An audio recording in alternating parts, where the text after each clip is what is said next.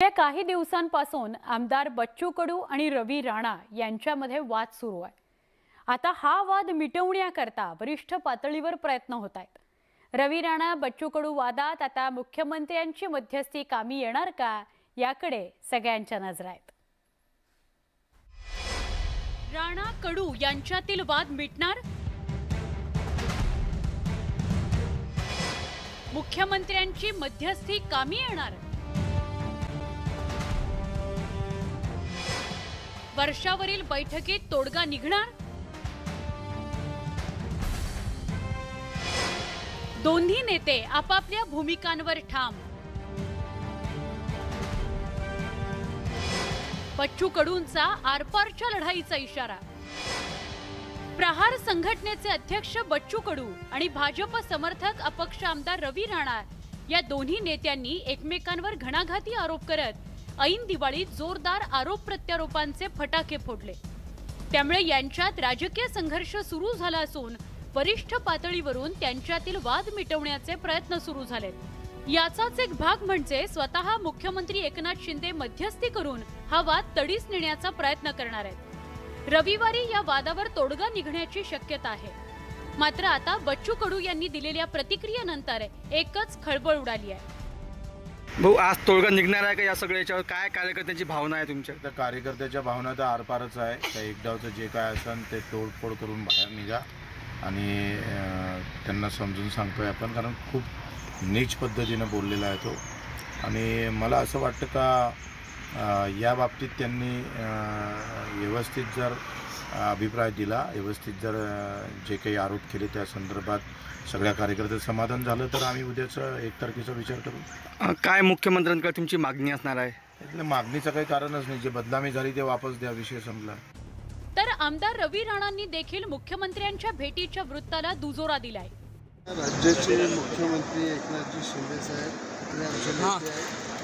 राज्याचे उपमुख्यमंत्री देवेंद्र फडणवीस साहेब ते सुद्धा माझे नेते आहेत आणि नेत्यांनी बोलल्यानंतर जावं लागतं। मी सकाळी आज 6 वाजता अमरावतीत निघालो आणि 9:35च्या फ्लाईटने मी मुंबईला जाणार। या वादावर योग्य तो सकारात्मक तोडगा निघेल असा दावा करण्यात आलाय। आता या दोन आमदारांमधील आरोप प्रत्यारोपांच्या वादावर तोडगा निघतो की प्रकरण आणखी चिघळतं, हे रविवारच्या वर्षावरील भेटी पश्चातच स्पष्ट होईल। तूर्त दोन्ही नेत्यांच्या समर्थकांमध्ये हा वाद मिटावा अशीच भावना असणार। Bureau report, news 18 Lokmat.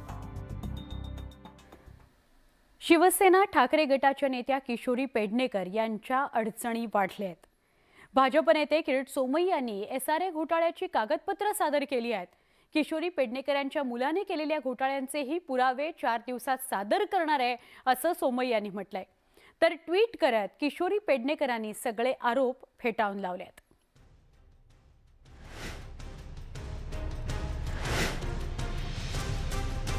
Kirit सोमय्यांनी Kishori Pednekar यांच्या विरोधात एक नवा धमाका केलाय। पत्रकार परिषदेत त्यांनी कागदपत्र सादर करून पेडणेकर यांच्या अडचणी वाढवल्यात। एसआरए मध्ये सदनिका देण्याच्या नावाखाली रक्कम घेऊन फसवणूक केल्याचा आरोप करण्यात आलाय। वरळीतल्या गोमाता नगरच्या एसआरए प्रकल्पात काही सदनिका हस्तगत केल्याचा आरोप सोमय्या यांनी केला आहे। मी आपल्याला एक आणखीन डॉक्युमेंट दिलं होतं की ह्या एसआरए मध्ये आणखीन 6व्या मजल्यावरचा फ्लॅट हे किशोरी पेडणेकरनी गिळंकृत केला, एलॉट झाला होता कुणाला, आणि 2017चा इलेक्शन डिपार्टमेंट मध्ये जे फॉर्म भरलं, एफिडेव्हिट भरलं, त्यात रेसिडेन्शियल ऍड्रेस म्हणून किशोरी पेडणेकरनी दाखवला। एसआरए घोटाळ्यात मृत भावाच्या नावानं गाळे लाटल्याचा आरोप किरीट सोमय्या यांनी केला। अरे हा संजय अंधारी खरा नाहीये, हा संजय अंधारी खरा आहे। राज्य सरकारनं या प्रकरणाची तातडीनं आर्थिक गुन्हे अन्वेषण शाखेच्या माध्यमातून चौकशी करावी अशी मागणी त्यांनी केली आहे। पेडणेकर यांना कशाचीही भीती नसेल तर त्या पोलीस चौकशीला का घाबरतात असा प्रश्न सुद्धा सोमय्या यांनी उपस्थित केला। पेडणेकर यांच्या विरोधात एकूण 6 ठिकाणी तक्रारी दाखल असल्याची माहिती सुद्धा सोमय्या यांनी दिली। सुनील कदमला तुम्ही ही भावभीत देतात, मृत व्यक्तीच्या नावावर अशा प्रकारची फोर्जरी, फ्रॉड आणि जाऊन नौटंकी करतात। कुलूप घेऊन जातात. या सगळ्या प्रकरणाची चौकशी महाराष्ट्र सरकारने इकॉनॉमिक ऑफेन्स विंग द्वारा करावी अशी आमची पुन्हा एकदा मागणी आहे. SRA घोटाळ्या प्रकरणी दादर पोलिसांनी पुन्हा एकदा किशोरी पेडणेकर यांना चौकशीसाठी समन्स बजावलंय. त्यांना मंगळवारी 1 नोव्हेंबर रोजी चौकशीसाठी दादर पोलीस स्थानकात हजर राहण्याचे आदेश दिलेत. दरम्यान किशोरीताईंनी ट्विट करत सोमय्या यांचे आरोप फेटाळून लावलेत. सोमय्या यांनी आज केलेल्या आरोपांना मी यापूर्वीच उत्तर दिलंय. दादांत खोटं बोलून आरोपांच्या फैरी झाडून बदनाम करण्याचं षडयंत्र सुरू झालेलं आहे. SRA गाळ्यांबद्दल केलेल्या आरोपांबद्दल स्वतः SRA प्राधिकरणानं प्रतिज्ञापत्र सादर केलंय, ज्यात माझा किंवा माझ्या परिवाराचा उल्लेख नाही असं कोर्टाला कळवल्याचंही त्यांनी ट्विटमध्ये नमूद केलंय. ईडीच्या कारवाई जेवढ्यांकडे त्यांचा हा प्रवक्ता आहे भांडूपचा किरकिरणारा, त्या प्रवक्त्याला तुम्ही कोणावर आता त्या आमच्या मुंबईच्या महापौराला बदनाम करण्याचा जो प्रयत्न सुरू आहे तो अत्यंत अश्लाघ्य आहे. एक महिला खरं तर त्यांचं इतकं कौतुक केलं पाहिजे की उभ्या मुंबईनं पाहिलंय अशी एकमेव महिला महापौर पहिली की जी त्या काळामध्ये स्वतः हॉस्पिटलच्या अगदी कानाकोपऱ्यातल्या हॉस्पिटलमध्ये त्या जात होत्या, 24 तास फिरत होत्या सगळ्यांकडे. किशोरी पेडणेकर यांच्या SRA घोटाळ्यासंदर्भातले पुरावे किरीट सोमय्या यांनी सादर केले. त्यामुळे आता पुढच्या चौकशीत नेमकं काय निष्पन्न होतं याकडे सगळ्यांचं लक्ष लागलंय. अरे हा संजय अंधारी खरा नाहीये, हा संजय अंधारी खरा आहे. Bureau report, news 18 Lokmat. गुजरातच्या महत्त्वाच्या बातमीकडे आपण वळतोय. गुजरातच्या राजकोटमध्ये मोरबीत पूल कोसळल्याची घटना घडली आहे. मच्छू नदीवरचा पूल कोसळला आहे. बचाव कार्य सुरू झालेलं आहे. 60 जणांपेक्षा जास्त जणांचा मृत्यू झालाय अशी भीती वर्तवली जाते. मच्छू नदीवरचा पूल कोसळलाय. मोरबीमध्ये ही घटना घडलेली आहे. 60हून अधिक जण दगावली असतील अशी भीती व्यक्त केली जाते. ही दृश्य आपण बघतोय मोरबी गुजरातमधली. पूल कोसळल्याने मोरबी नदीवरचा पूल कोसळल्याने 60 जणांचा मृत्यू झाल्याची घटना घडलेली आहे. स्थानिक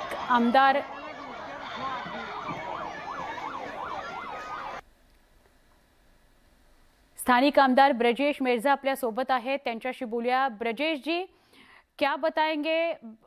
खबर ये आ रही है कि मोरबी में एक ब्रिज गिरा है और 60 से ज्यादा लोगों की मौत हो चुकी है.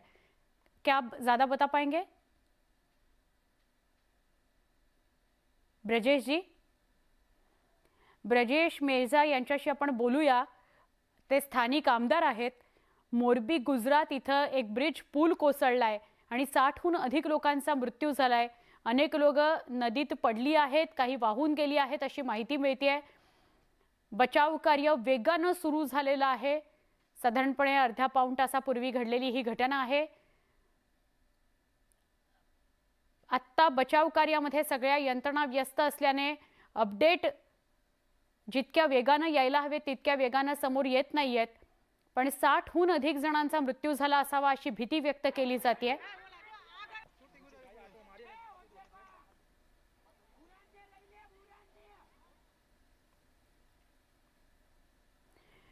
शिवसेनेच्या शाखेत वाद सोडवले जायचे. आता शिवसेनेच्या शाखांवरूनच वाद व्हायला लागलेत. डोंबिवलीमध्ये बाळासाहेबांच्या शिवसेनेनं थेट शाखा विकत घेऊन ठाकरे गटाची कोंडी केली. आता त्या पाठोपाठ नवी मुंबई आणि नंतर ठाण्यात देखील अनेक शाखांवर शिंदे गटानं बाळासाहेबांच्या शिवसेनेचे फलक लावलेत. त्यामुळे दोन्ही शिवसेनेत नव्या वादाला सुरुवात झालेली आहे. वाद मिटवणाऱ्या शाखांवरूनच वाद.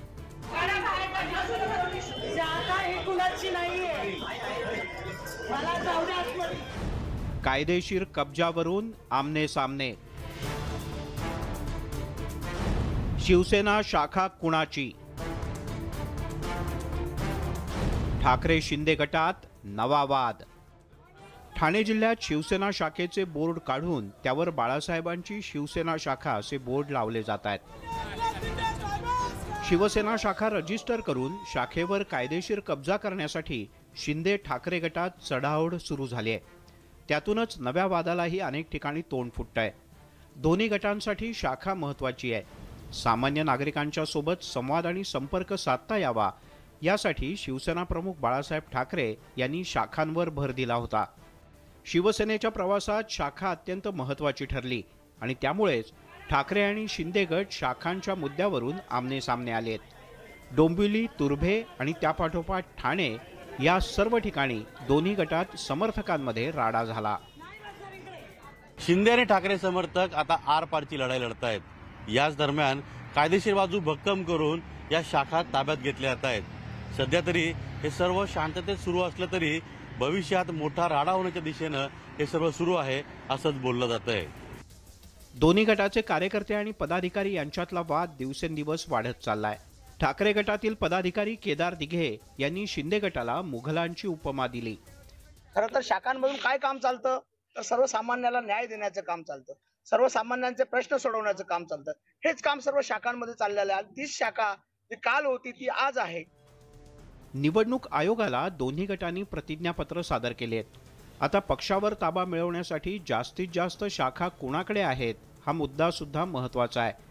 त्यामुळेच दादरमधील शिवसेना भवन कुणाचं हा वाद निर्माण होऊन दोन्ही गटाचे समर्थक भिडण्याची शक्यता नाकारता येत नाही. अजित मांढरे, न्यूज 18 लोकमत, ठाणे. शिवसेना ठाकरे गटाचे आमदार कैलास पाटील यांनी आमरण उपोषण मागे घेतलंय. उपमुख्यमंत्री देवेंद्र फडणवीस यांच्यासोबत झालेली चर्चा यशस्वी झाल्यानंतर हा निर्णय घेण्यात आला. आमदार कैलास पाटील यांनी दिवाळीत आंदोलन सुरू केलं होतं. त्यामुळे आंदोलनाच्या समाप्तीनंतर कार्यकर्त्यांनी जणू दिवाळीत साजरी केली. फटाक्यांची आतषबाजी, वाद्याचा निनाद, मिठाईचं वाटप आणि जोरदार घोषणाबाजीनं उस्मानाबाद शहर दुमदुमून गेलं. आमदार कैलास पाटील यांनी विधान परिषदेचे विरोधी पक्षनेते यांच्या उपस्थितीत उपोषण मागे घेतलं. पीक विम्याच्या थकीत 1200 कोटी रुपयांच्या अनुदानाकरता 7 दिवसांपासून आंदोलन सुरू करण्यात आलं होतं. या आंदोलनाला हिंसक वळणही लागलं होतं. अखेर उपमुख्यमंत्री देवेंद्र फडणवीस यांच्यासोबत झालेल्या चर्चेतून तोडगा निघाला. बहुतांश मागण्या मान्य झाल्यानं आमदार कैलास पाटील यांनी समाधान व्यक्त केलंय. माननीय मुख्यमंत्री मला काल बोलले, त्यांनी पण सांगितलं की शासनाकडल्या जे विषय आहेत ते मी लगेच सचिवांना सांगतो आणि ते आपण पूर्ण करून घेऊ आणि विमा कंपन्यांसोबत आपण कंटेक्ट पण करतोय आणि कंपन्यांसोबत आपण मिटिंग पण लावू असं मुख्यमंत्र्यांनी मला काल सांगितलं. मुख्यमंत्री साहेब पण त्यांनी पण आज मला सकाळी तसंच सांगितलं की आपण हे जे प्रश्न आहेत ते सगळे मार्गी लावू. मला वाटतं या लढ्याचं यश आहे की सगळ्या शेतकऱ्याची यादी त्या ठिकाणी सगळ्या तालुक्याला लागली आणि जिल्हाधिकाऱ्यांनी मान्य केलं की जे 201 कोटी रुपये आले ते विमा भरलेल्या प्रत्येक शेतकऱ्याला त्या ठिकाणी वाटप होतील. एवढाच नाही, उर्वरित जे 342 कोटी रुपये आहेत त्याच्यासाठी सुद्धा मला वाटतंय इतिहासामध्ये सगळ्यात पहिल्यांदा विमा कंपनीची प्रॉपर्टी अटॅच करायची कारवाई त्या ठिकाणी या जिल्हाधिकारी महोदयांनी निश्चित केली.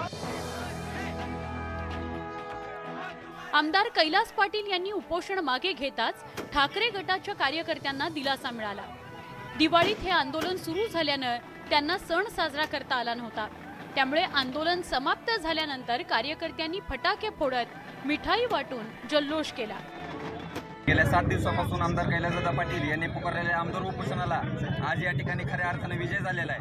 1200 कोटीच्या प्रारूप स्वरूपात या ठिकाणी 1200 लाडू या ठिकाणी वाटण्याचा संकल्प या ठिकाणी आम्ही करून 1200 लाडू वाटण्याचा प्रयत्न या ठिकाणी केलेला आहे आणि खऱ्या या ठिकाणी आज आमची या ठिकाणी फटाके फोडून आणि गोड जे दिवाळीचं खरं प्रारूप असतं ते वाटून या ठिकाणी आम्ही दिवाळी साजरी करण्याचा प्रयत्न या ठिकाणी केलेला आहे.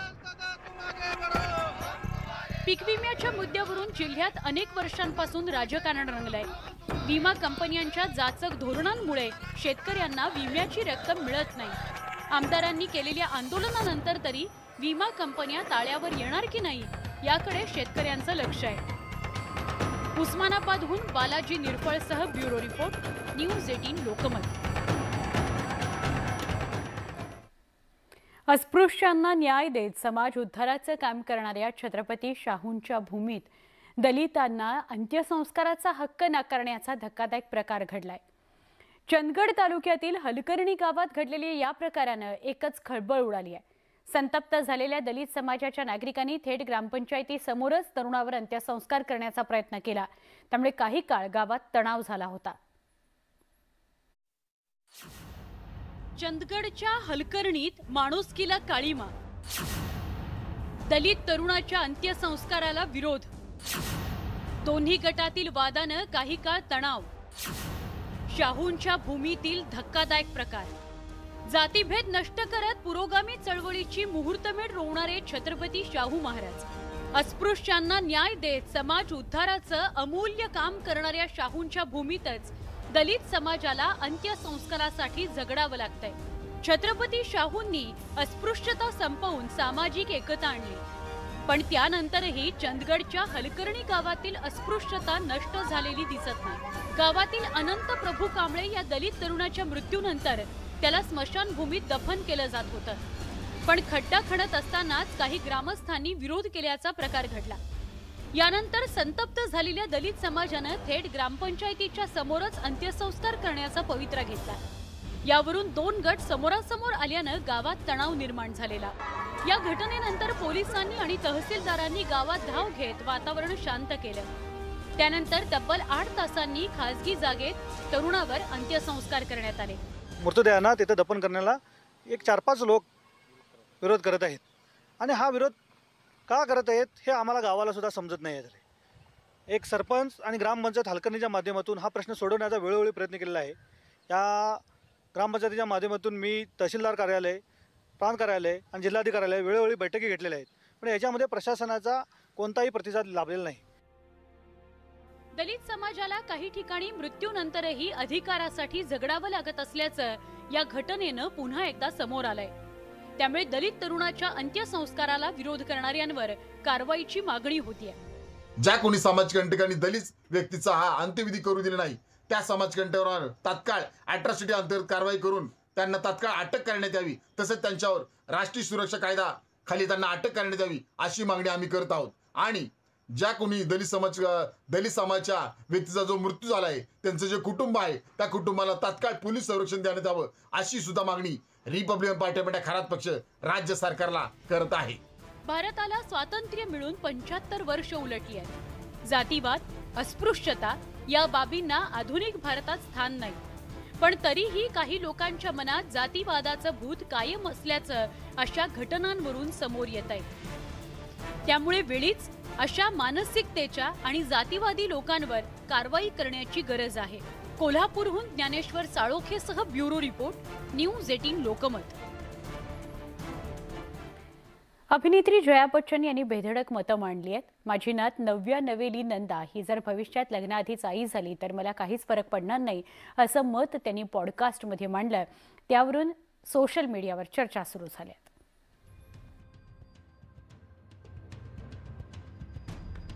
जया बच्चन त्यांच्या रोखठोक वक्तव्यांसाठी प्रसिद्ध आहेत, मात्र यावेळी त्यांच्या वक्तव्यावरून वाद सुरू झालाय। जया बच्चन यांनी त्यांची नात नव्या नवेलीशी सोशल मीडियावर संवाद साधला। रिलेशनशिप आणि लग्न या विषयावर त्यांची मतं मांडली। रिलेशनशिप दीर्घकाळासाठी टिकवायची असेल तर त्यात शारीरिक आकर्षण असलं पाहिजे। आमच्या काळात असे प्रयोग करण्याची संधी नव्हती, मात्र आजच्या पिढीला ती संधी आहे। संबंध हे केवळ प्रेम, स्वच्छ हवा आणि सामंजस्य यावर असू शकत नाही। माझी नात नव्या नवेली नंदा जर भविष्यात लग्नाआधीच आई झाली तर मला काहीच फरक पडणार नाही, माझा तिला पाठिंबाच असेल असं मत जया बच्चन यांनी पॉडकास्टमध्ये मांडलं। जया बच्चन यांचं मत भारतीय समाजात सर्वमान्य होण्याची शक्यताच नव्हती। भारतीय संस्कृतीत नात्यांना अधिक महत्त्व देण्यात आलेलं आहे, याकडे लक्ष वेधत त्यांच्यावर टीका करण्यात आली। जया बच्चन यांनी त्यांचा सडका मेंदूची एकदा तपासणी करायला पाहिजे। कॉलेजच्या मुला मुलींपासून अगदी ज्येष्ठ नागरिकांपर्यंत स्त्री आणि पुरुषांची नाते पवित्र असू शकतात, मैत्रीची असू शकतात। असं असताना अशा प्रकारचं वक्तव्य करून युवक पिढीला किंवा अनेकांना अशा गैरवर्तणुकीची चालना देण्याचं काम जया बच्चन यांनी केलेलं असं आम्हाला वाटतं। मला असं वाटतं जया बच्चन यांनी ह्या सणासुदीच्या दिवसांमध्ये महिला वर्गाचा सुद्धा अपमान केलेला आहे, त्यांनी याविषयी क्षमा मागायला पाहिजे। राष्ट्रवादी काँग्रेसच्या खासदार सुप्रिया सुळे यांनी यावर थेट भाष्य करणं टाळलं। जया बच्चन यांचं ते वैयक्तिक मत आहे असं सांगून सुप्रिया सुळे यांनी कोणतीही टीका करण्याची भूमिका घेतली नाही। एखाद्या आजीनी एखाद्या नातीला जो काही सल्ला दिला असेल तो त्यांचा वैयक्तिक प्रश्न आहे ना. मी दडपशाहीवर विश्वास ठेवत नाही. प्रत्येकाला भारतरत्न डॉक्टर बाबासाहेब आंबेडकरांनी मत मांडण्याचा अधिकार या देशामध्ये दिलेला आहे. त्याच्यामुळे त्यांना जे वाटलं ते त्यांनी सल्ला त्यांच्या वाटला योग्य असेल तर घ्या. सगळ्यांचे सल्ले या देशात ऐकत असतील. जया बच्चन यांच्या वक्तव्यावरून मोठा वाद निर्माण होण्याची चिन्ह आहेत. भारतीय समाजमन हे नात्यांमध्ये विणलेलं आहे आणि नात्यांची सामाजिक वीण उसवण्याचा धोका त्यांच्या वक्तव्यातून दिसतोय. अर्थात एका वक्तव्यामुळे समाजाला तडा जाणार नाही हेही तितकंच खरं. मात्र जर नवे विचार कोणी मांडत असेल तर त्याला विरोधही होता कामा नये. Bureau report, news 18 Lokmat. नमस्कार, मी सुवर्णा. लवकरच मुख्यमंत्री एकनाथ शिंदे त्यांच्या समर्थक आमदार आणि खासदारांसह अयोध्या दौरा करणार आहेत. अयोध्या दौरा करणारे शिंदे एकटेच मराठी नेते नाही आहेत. याआधी उद्धव ठाकरेंनाही अयोध्या दौऱ्यातून सत्तेचा राजमार्ग गवसला होता. त्यामुळे आता अयोध्या दौऱ्यातून हिंदुत्वाचा नारा बुलंद करणं हा राजकीय पायंडाच पडल्याचं पाहायला मिळतंय. याचा आढावा आज आपण सत्तेचा राजमार्ग या विशेष कार्यक्रमातून घेणार आहोत.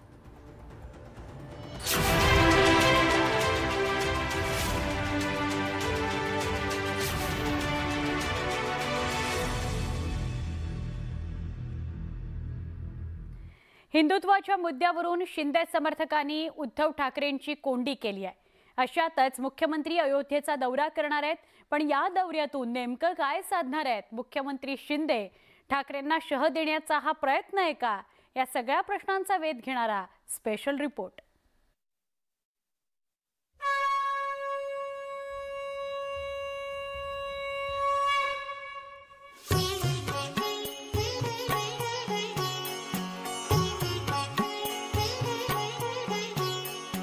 राज्याचे मुख्यमंत्री एकनाथ शिंदे लवकरच अयोध्या दौऱ्यावर जाणार आहेत. रामचंद्र कृपालु भजुमन हरण भव भय दारुणम.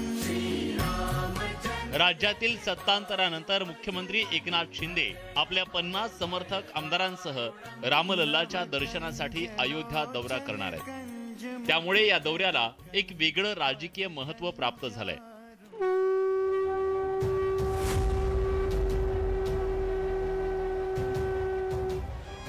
खरं तर या दौऱ्यामागे शिवसेनेचं कडवं हिंदुत्व अधोरेखित करण्याचा शिंदे यांचा प्रयत्न असल्याचं आता लपून राहिलेलं नाहीये.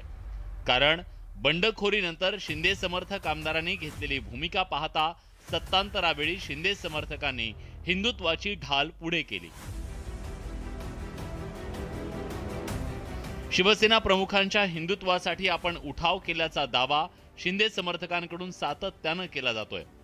2019च्या विधानसभा निवडणुकीनंतर सत्तेसाठी उद्धव ठाकरेंनी बाळासाहेबांच्या हिंदुत्वाशी तडजोड केल्याची टीका मुख्यमंत्री एकनाथ शिंदे यांनी विश्वासमत ठरावाच्या वेळी केली. बाळासाहेबांनी काय म्हटलं होतं? शिवसेना कधी काँग्रेस राष्ट्रवादीला बरोबर घेऊन सरकार बनवणार नाही. ज्यांनी वाजपेयी सरकार पाडलं त्या राष्ट्रवादी आणि काँग्रेस जे कोणी असतील त्यांना कधीच जवळ घेणार असं बाळासाहेब मी नाही म्हटलं. भुजबळ साहेबाला माहित आहे, ते होतं तेव्हा तिकडे. मी शिवसेनेची काँग्रेस बनवून देणार नाही. जेव्हा असं वाटेल असं होत आहे तेव्हा मी माझं दुकान बंद करीन. हे बाळासाहेबांचे शब्द आहेत. हिंदुस्तान एकमेव हिंदू हृदय सम्राट सरसेनापती महानेता माननीय शिवसेना प्रमुख श्रीमान बाळासाहेब ठाकरे यांचा. शिंदे समर्थकांनी केवळ पक्षात बंड केलंय असं नाही, तर त्यांनी थेट पक्ष संघटनेवरच उभा दावा ठोकलाय. त्यामुळे शिवसेनेत अभूतपूर्व परिस्थिती निर्माण झाल्याचं पाहायला मिळतंय. आपलीच खरी शिवसेना असल्याचा दावा शिंदे समर्थकांकडून करण्यात आलाय. जमलेल्या माझ्या तमाम हिंदू बांधवांना शिवसेना प्रमुखांच्या हिंदुत्वाचे आपणच राजकीय वारसदार असल्याचा प्रचार शिंदे समर्थकांकडून केला जातोय. त्यामुळेच उद्धव ठाकरे आणि त्यांच्या समर्थकांची मोठी कोंडी झाली आहे. खरी शिवसेना आणि हिंदुत्व याच मुद्द्याभोवती शिवसेनेतलं बंड फिरत असल्याचं पाहायला मिळतंय. खरं तर महाविकास आघाडीच्या स्थापनेपासून भाजपनंही याच मुद्द्यावरून उद्धव ठाकरेंना टार्गेट केलं. आता बंडखोरीनंतर शिंदे समर्थकांकडून तोच सूर आळवला जातोय. भाजपनी हिंदुत्वाचा मुद्दा लावून धरलेला आहे. आम्हालाही हिंदुत्वाचं विचारांनी प्रेरित आहोत आणि म्हणून आम्ही भाजप आणि शिंदे गटाची शिवसेना अशा पद्धतीचं सरकार बनवतोय त्यांनी आधी सांगितलं होतं आणि त्याच्यातूनच तो विचार पुढे नेण्याचा प्रयत्न आहे आणि म्हणूनच ते अयोध्येला जाण्याचा मुद्दा देखील त्याच्यातूनच आलेला आहे. शिवसेनेतील बंडखोरीच्या पार्श्वभूमीवर झालेल्या दसरा मेळाव्याच्या केंद्रस्थानीही हिंदुत्वाचा मुद्दा होता. उद्धव ठाकरेंनी याच मुद्द्यावरून शिंदे समर्थकांवर जोरदार हल्लाबोल केलाय. शिवसेना कशी चालवायची, हिंदुत्व कसं पुढे न्यायचं हे तुम्ही मला शिकवण्याची गरज नाहीये आणि भाजपवाल्यांकडनं तुम्ही हिंदुत्व शिकण्याची शक्यताच नाहीये, गरजच नाहीये. मी मागे सुद्धा बोललेलं आहे की हिंदुत्व म्हणजे धोतर नाही की पाहिजे तेव्हा नेसलं आणि पाहिजे तेव्हा सोडलं. आम्ही भारतीय जनता पक्षाची साथ सोबत सोडली म्हणजे हिंदुत्व सोडलेलं नाही. आज सुद्धा आम्ही हिंदूच आहोत, उद्याही हिंदूच असणार, मरू तेव्हा सुद्धा हिंदूच असणार. उद्धव ठाकरेंच्या टीकेवर मुख्यमंत्री एकनाथ शिंदेंनी दसरा मेळाव्याच्या मंचावरून जोरदार पलटवार केला. उद्धव ठाकरेंनी सत्तेसाठी हिंदुत्वाशी फारकत घेतल्याची टीका शिंदेंनी केली. तसंच शिवसेना प्रमुखांच्या हिंदुत्वाची आठवण करून द्यायलाही शिंदे विसरले नाही. बाळासाहेबांच्या भूमिकेला, त्यांच्या विचाराला मूठमाती दिली, त्यांच्या विचारांना तिलांजली दिली आणि मग सांगा, तुम्हाला त्या जागेवर उभं राहण्याचा तरी नैतिक अधिकार उरतो का? तो तुम्ही तुमच्या वैयक्तिक राजकीय फायद्यासाठी, महत्वाकांक्षेसाठी काँग्रेस आणि राष्ट्रवादीकडे गहाण टाकला. शिवसेनेतील बंडानंतर ठाकरे आणि शिंदे समर्थकांमध्ये हिंदुत्वाच्या मुद्द्यावरून जोरदार रस्सीखेच सुरू असल्याचं पाहायला मिळतंय.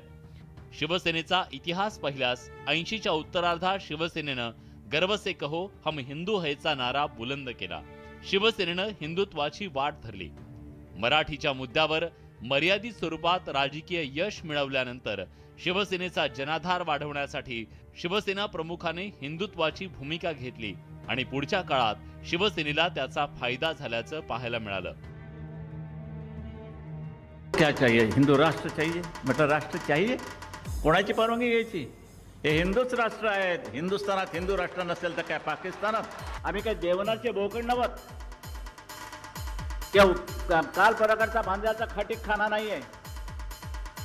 श्रीलंकेत हिंदू उभे राहिलेले आहेत, प्रत्येकाच्या गळ्यामध्ये झेंडूची माळ आहे आणि ते आपले चाललेले सुरापर्जित वगैरे वगैरे. चलो साले एकेकाची मुंडी घाल त्याच्या ह्याच्यात. मर्दांच्या बाबतीत म्हणाल तर या मर्दांची टक्कर घेण्याची कोणी हिंमत करता कामा नये. असं दृश्य साऱ्या हिंदुस्थानात उभं राहिलं पाहिजे आणि ते चित्र मी हिंदूंच्या रूपानं, हिंदुत्वाच्या रूपानं उभं करतोय. हिंदुस्तान एकमेव हिंदू हृदय सम्राट सरसेनापती महानेता माननीय शिवसेना प्रमुख श्रीमान बाळासाहेब ठाकरे यांचा. मराठी माणसाच्या न्याय हक्कांसाठी स्थापन झालेली शिवसेना 90च्या दशकात हिंदुत्वाकडे झुकली. राम मंदिर प्रश्नावर शिवसेना प्रमुखांनी सडेतोड भूमिका घेतली. विशेष म्हणजे तोच नारा शिंदे समर्थकांच्या दसरा मेळाव्यात पाहायला मिळाला. ते सांगत राहणार की आमचीच शिवसेना हिंदुत्वाची खरी आहे आणि त्याची कारणं त्यांची तर्कसंगत आहेत. ते म्हणतात की काँग्रेस आणि राष्ट्रवादी सोबत हे गेलेले आहेत उद्धव ठाकरे. काँग्रेस आणि राष्ट्रवादींनी कधीही हिंदुत्वाचा पुरस्कार केलेला नाही. त्याच्यामुळे खरं हिंदुत्व आमचंच आहे आणि म्हणून त्या मेळाव्यात देखील दसऱ्याच्या जी घोषणाबाजी झाली आणि गर्व से कहो हम हिंदू आहे अशा घोषणा दिल्या गेल्या, त्याचाच एक भाग होता. गद्दारी झाली ती 2019ला गद्दारी झाली. त्यांना धडा शिकवण्यासाठी मी महाविकास आघाडी केली होती. काय त्यांच्या विचारांचे वारसदार. एकीकडे शिंदे समर्थकांनी हिंदुत्वावरून शिवसेनेची कोंडी केली तर दुसरीकडे भाजपनंही शिवसेनेला याच मुद्द्यावरून खिंडीत गाठल्याचं पाहायला मिळालं. मी गेलो तो बाबरी पाडण्याकरता, याचा मला अभिमान आहे. अरे उद्धवजी, 1992 साली फेब्रुवारीत मी नगरसेवक झालो, जुलैमध्ये मी वकील झालो आणि डिसेंबरमध्ये नगरसेवक ॲडव्होकेट देवेंद्र फडणवीस बाबरी पाडायला गेला होता. सहलीला चला, सहलीला चला, सहलीला चला. नाही, अरे लाठी गोली खाएंगे, मंदिर वही बनाएंगे, ये कहते हुए गए थे. गेल्या काही महिन्यात झालेल्या सण आणि उत्सवावरूनही बरंच राजकारण झाल्याचं पाहायला मिळालं.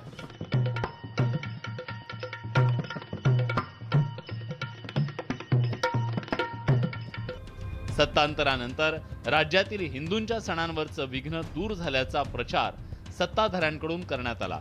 विशेष म्हणजे मुख्यमंत्री आणि उपमुख्यमंत्र्यांनी दहीहंडी, गणेशोत्सव आणि नवरात्रोत्सव मंडळांना भेटी दिल्या होत्या. सण उत्सव देखील उत्साहात साजरे झाले पाहिजे, जल्लोषात साजरे झाले पाहिजे. आपली संस्कृती परंपरा देखील जोपासली पाहिजे. आणि म्हणून तुम्हाला सगळ्यांना माहित आहे की गणपती उत्सव मोठा जोरात झाला ना.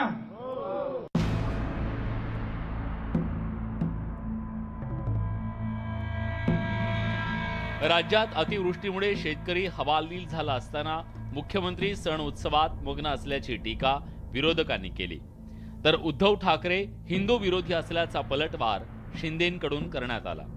सत्तेत आल्यापासून शिंदे समर्थकांकडून हिंदुत्वाचा मुद्दा सातत्यानं तापवत ठेवण्याचा प्रयत्न केला जात असल्याचं बोललं जात आहे.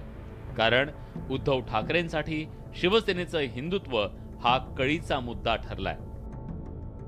राजकीय हेतू डोळ्यासमोर ठेवून एक कशा पद्धतीने आपण हे कॅश करू शकतो हे बघण्याचे हे वेगवेगळे फंडे आहेत. त्यामुळे हिंदुत्वाचा मुद्दा निश्चितपणे येईल, पण तो बाळासाहेब ठाकरे असताना ज्या प्रकर्षाने यायचा त्या प्रकर्षाने येणार नाही. लालकृष्ण अडवाणींनी जेव्हा रथयात्रा काढली होती, राम मंदिराचा मुद्दा उपस्थित केला होता, त्यावेळी जे हिंदुत्व होतं ती तीव्रता आता आहे असं मला वाटत नाही. शिवसेनेतील बंडानंतर शिंदे समर्थकांकडून जनमानसातलं आपलं स्थान अधिकाधिक बळकट करण्यासाठी प्रयत्न केला जातोय. आपली शिवसेना ही बाळासाहेबांना अभिप्रेत असणारी खरी शिवसेना असल्याचा दावा शिंदे समर्थकांकडून केला जातोय.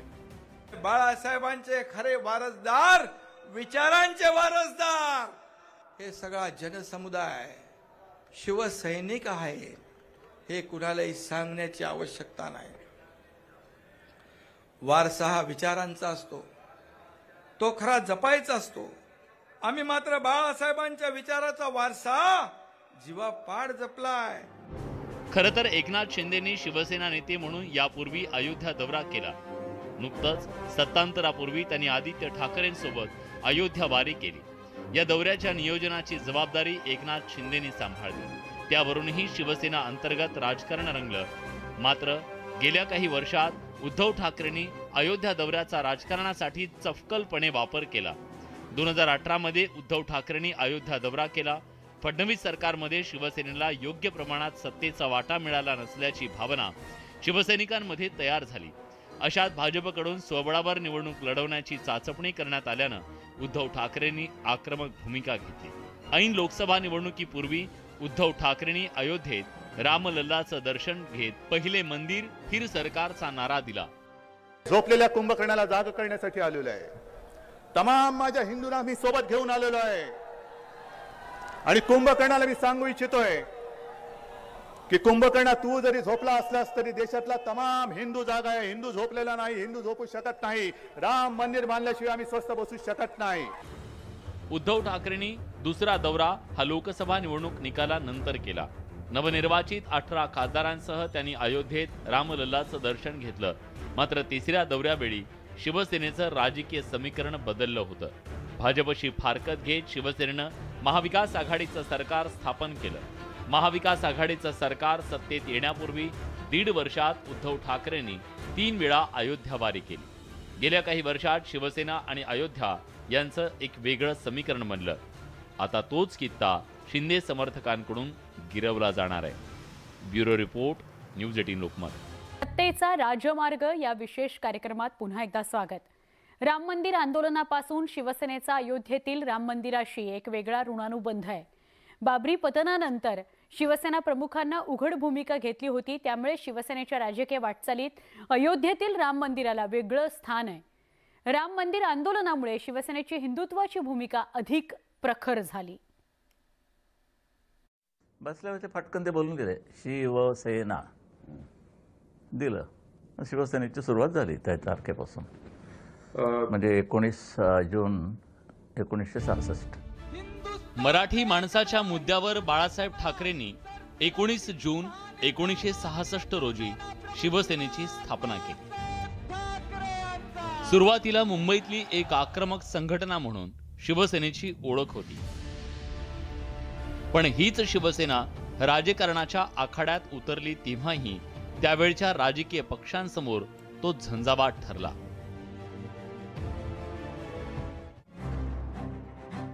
मराठी माणसाच्या हक्कासाठी ही शिवसेनेची ओळख काही वर्षांनी गर्व से कहो हम हिंदू है या घोष वाक्यापर्यंत येऊन पोहोचली।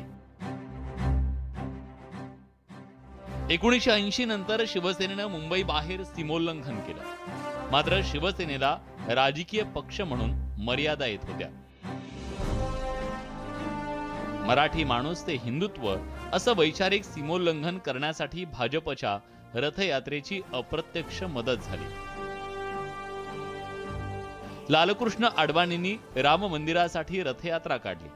शिवसेनेचा त्या रथयात्रेला पाठिंबा होताच।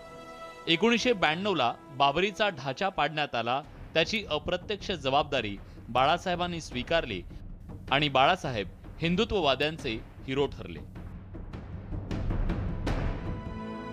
त्यानंतर भाजप शिवसेना युती झाली। 1995 मध्ये महाराष्ट्रात युतीची सत्ता आली। ही युती तब्बल 25 वर्ष टिकली। भाजप शिवसेना युतीचा समान धागा होता, हिंदुत्व। पण 2014ला युती तुटल्यानंतर मधल्या काळात मोदी हे हिंदुत्व आणि हिंदुत्वाचे एकमेव पुरस्कर्ते अशी प्रतिमा तयार झाली। त्यामुळे उद्धव ठाकरेंनी शिवसेनेच्या हिंदुत्वाला धार देण्यासाठी चलो अयोध्या असा नारा दिला। 24 नोव्हेंबर 2018ला उद्धव ठाकरेंनी पहिल्यांदा अयोध्या दौरा केला। अयोध्येत त्यांनी पहिल्यांदा शरयू तीरावर आरती केली। त्यानंतरच्या पंढरपूरच्या सभेत त्यांच्या व्यासपीठावर प्रभू श्रीरामाची मूर्ती होती। त्या सभेत उद्धव ठाकरेंनी हिंदुत्वाचा नारा दिला। मंदिर वही बनाएंगे, मंदिर वही बनाएंगे। निवडणुका आल्यानंतर यांच्या अंगामध्ये देव घुमायला लागतात। राम मंदिराचा नारा गुंज संपूर्ण देशामध्ये घुमवला जातो आणि आम्ही आपले बावळट हिंदू, भोळे हिंदू, बावळट आहोत असं तुम्हाला वाटत असेल, पण माझ्या देशातला हिंदू बावळट नाही, तो भोळा जरूर आहे पण बावळट नाहीये। भाजपच्या हिंदुत्वाला आव्हान देण्यासाठी नितीश कुमार आणि पासवानांच्या राजकीय भूमिकांवरही उद्धव ठाकरे प्रश्नचिन्ह निर्माण करायला विसरले नाही। तर चला, राम मंदिर आणि हिंदुत्व हा माझ्या जीवाभावाचा विषय पंतप्रधानांनी लोकसभेत चर्चेला घ्यावा आणि एकदा होऊन जाऊ द्या। इंडियामधले किती घटक पक्ष राम मंदिराच्या आणि हिंदुत्वाच्या बाजूने आहेत आणि किती विरोधी पक्ष त्याला विरोध करतात, होऊन जाऊन द्या, माझा खुला कारभार आहे। भाजपशिवाय शिवसेनेचा प्रवास फार काळ राहिला नाही। तत्कालीन भाजप अध्यक्ष अमित शहांनी शिष्टाई केली आणि पुन्हा हिंदुत्वाच्या मुद्द्यावर युती झाली। शिवसेना आणि भाजपनं 2019ची लोकसभा एकत्र लढवण्याचा निर्णय घेतला। मोदी लाटेत शिवसेनेचे 18 खासदार निवडून आले। त्यानंतर उद्धव ठाकरेंनी 16 जून 2019 रोजी पुन्हा दुसरा अयोध्येचा दौरा केला। केंद्रात मोदी सरकारच्या दुसऱ्या शपथविधीवेळी मिळालेल्या मंत्रिपदावर नाराज झालेली शिवसेना रुसली। पुढे हे रुसवे फुगवे वाढत गेले, तरीही दोन्ही पक्षांनी विधानसभा निवडणूक एकत्र लढवण्याचा निर्णय घेतला। लोकसभा आणि विधानसभा निवडणुकीत हिंदुत्वाचा शिवसेनेला किती फायदा झाला हे माहीत नाही, पण मोदी लाटेचा शिवसेनेला मोठा फायदा झाला। विधानसभा निवडणुकीत भाजपचं संख्याबळ पाहून शिवसेनेनं भाजपला हुलकावणी देत काँग्रेस आणि राष्ट्रवादी सोबत महाविकास आघाडीचं सरकार स्थापन केलं। उद्धव ठाकरेंच्या गळ्यात अनपेक्षितरित्या मुख्यमंत्री पदाची माळ पडली। मुख्यमंत्री म्हणून माझी कामे निष्ठापूर्वक रीतीने पार पाडली।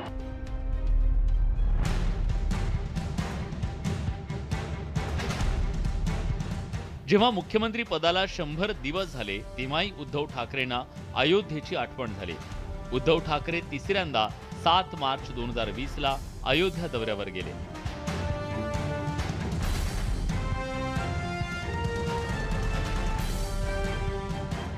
अयोध्येला वारंवार येईन असं उद्धव ठाकरेंनी ठासून सांगितलं।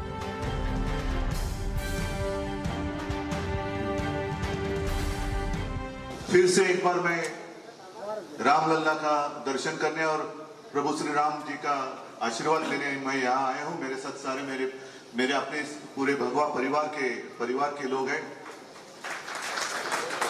जब मैं पहली बार आया था उसी वक्त मैंने कहा था कि ये मेरी पहली बारी है, बार बार मैं यहाँ आऊंगा, बार बार आऊंगा। तो आप देख रहे हो कि 1.5 साल में मैं तीसरी बार यहाँ आया हूँ और आगे भी आते रहूंगा।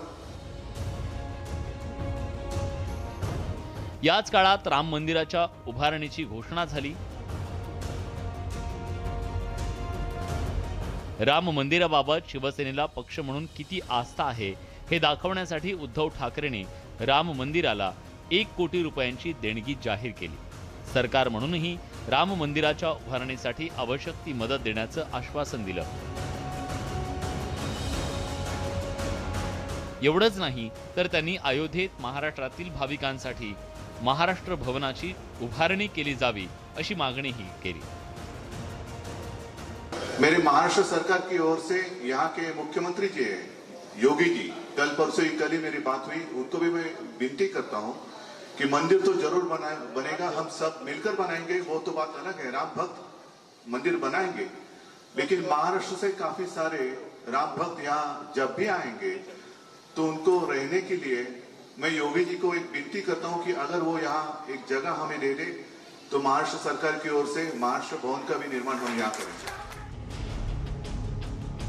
भाजप म्हणजे हिंदुत्व हे समीकरण उद्धव ठाकरेंना चांगलंच ठाऊक होतं। त्यामुळे काँग्रेस राष्ट्रवादीत असताना उद्धव ठाकरेंनी शिवसेनेची हिंदुत्ववादी भूमिका उठून दिसेल याची काळजी घेतली। काँग्रेस राष्ट्रवादी सोबत सत्तेत असताना शिवसेना धर्मनिरपेक्ष झाली असा कुठेही संदेश जाणार नाही याची शिवसेना आणि उद्धव ठाकरेंनी दक्षता घेतली। जेव्हा भाजप आणि हिंदुत्व असं समीकरण मांडण्याचा प्रयत्न झाला तेव्हा त्यांनी स्वतःचा युक्तिवाद तयार ठेवला।